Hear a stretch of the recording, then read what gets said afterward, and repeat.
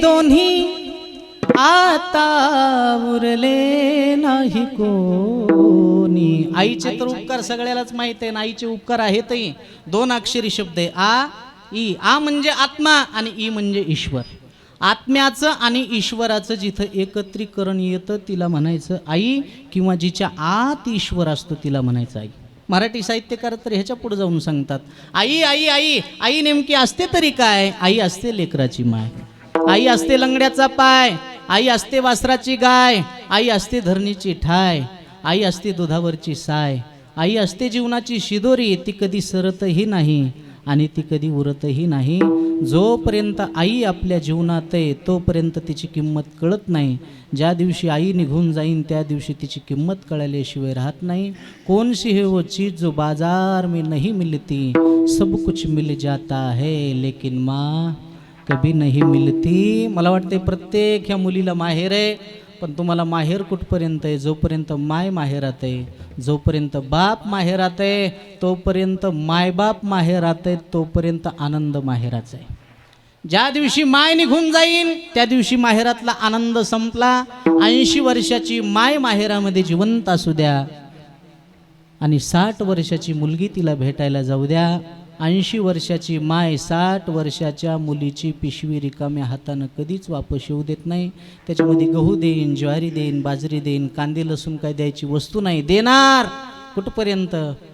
माय आहे तोपर्यंत आहे, बाप आहे तोपर्यंत.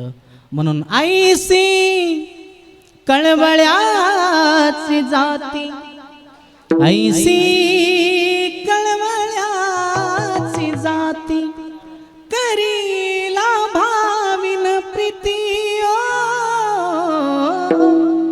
करीला भाविन प्रीती,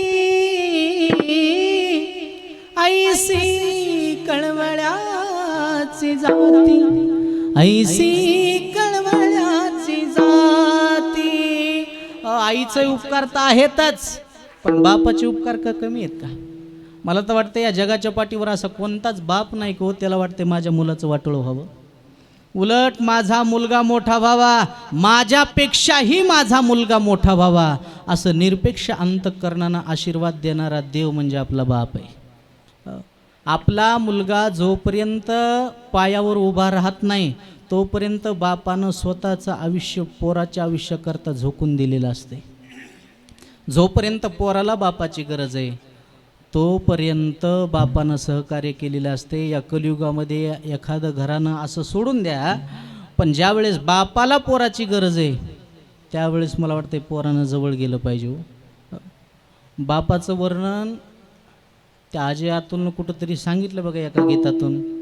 ओरामंदी माया त्याच्या काळ्या मेघावानी, दाखविना कधी कुणा डोळ्यातल पाणी, जिजू जिजू संसाराचा गाडा हाकला, फोटामंदी हासू जरी कन्हा वाकला, घडीभर तू थांब जरा ऐक त्याची धापर, लई अवघड हाय गड्या उमगाया बापर, उमगाया बापर, लई अवघड हाय गड्या उमगाया बापर, उमगाया बापर.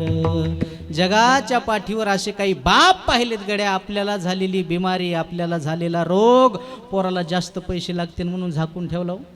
पातळ खात होता बाप, दवाखान्यात नेलं, डॉक्टरनं सांगितलं साहेब तुमच्या वडिलाला अन्ननलिकेचा कॅन्सर आहे. त्यानं सांगितलं साहेब तुम्ही आम्ही फॅमिली डॉक्टर आहेत, तुम्ही आज सांगायला अन्ननलिकेचं कॅन्सर आहे. 6 महिन्यापासून तुमच्या दवाखान्यात घेऊन येत होतो. मान्य आहे साहेब, 6 महिन्यापूर्वीच तुमच्या वडिलाला कॅन्सर झाला हे मला माहीत होतं, पण ऐका साहेब ही गोष्ट ज्या दिवशी तुमच्या बापाला सांगितली त्या दिवशी तुमच्या वडिलांनं माझा हात हातात घेतला आणि सांगितलं डॉक्टर साहेब मला कॅन्सर झालं हे तुम्ही मला सांगितलं, माझ्या पोराला नका सांगू. का? माझ्या पोराला जर कळालं संभाजीनगरला, पुण्याला, मुंबईला नेईल पण मला दुरुस्त करील एवढा विश्वास माझ्या पोरावर साहेब. जमीन विकील पण मला दुरुस्त करील एवढा विश्वास माझ्या पोरावर आहे साहेब. पण खरं सांगू का, त्याच्या डोक्यावरचं कर्ज आताच संपले. आताच कुठंतरी तो कर्ज बाजारीतून मुक्त झालाय. आणि मी जर मला जर रोग झालाय असं जर त्याला कळलं तर ते जमीन विकील. आता मी मेलो तरी चालतंय, पण माझ्या मुलाला कर्जबाजारी होऊ देणार नाही असा निरपेक्ष आशीर्वाद देणारा जगात बाप सोडून दुसरा कोण आहे.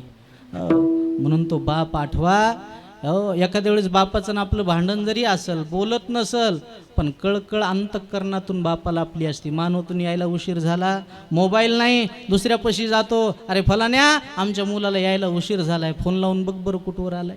हे त्याला सुद्धा माहीत नाही की हे फोन माझ्या बापानं लावायला लावलेला आहे. आणि ज्या दिवशी हे दैवत आपल्या जीवनातून निघून जाईल त्या दिवशी समजून चालायचं, आता जीवनामध्ये आपल्या कळकळीचं कोणी राहिलं नाही. ती माय आणि तो बाप आहे. आणि त्या बापाचं आज एक वर्ष श्राद्ध आहे. त्या राघोजी बाबाला या नारदाच्या गादीवरून आदरांजली समर्पित करतो. आणि झालेली सेवा ज्ञानोबा राय तुकोबा राय चोखोबा राय शेणा